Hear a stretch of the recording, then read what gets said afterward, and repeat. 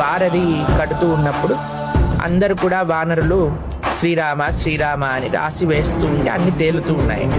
అయితే రాముడు అనుకున్నాడంటే అరే ఏముంది రాళ్ళల్లో అలా తేలుతున్నాయి అని ఒక రాయిని పట్టుకొని ఇలా వేశాడట సముద్రం. డుప్ అని మునిగిపోయింది.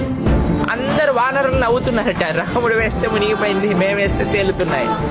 అయితే రాముడు కూడా అడిగాడట ఏంటి నేనేస్తే మునిగిపోయింది ఏంటి అని. అంటే అక్కడ ఉండే హనుమ వానరులందరూ అన్నారట, స్వామి ఈ సంసార సాగరం నుంచి బయటపడాలి అని అంటే నువ్వే ఆధారం, నీ నామమే ఆధారం, నీ కృపనే ఆధారం.